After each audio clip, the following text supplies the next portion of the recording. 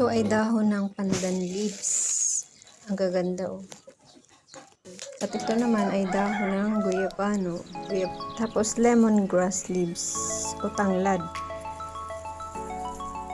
Gasa natin yung mga dahon sa malaking planggana. Then, lagyan natin ng tubig itong kasirola at pakuluan natin. Mga 10 minutes or 5, ganun.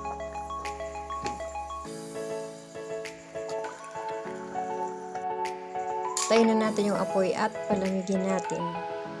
Pag malamig na, isarin sa magandang baso. O, diba? Ang ganda ng daon ng kalabasa. Tapos, inumin na natin yung lemongrass, guyabano, and pandan tea. That's it. Kala nyo, alak iniinom ko ha. Hindi ba ako iniinom ng wine?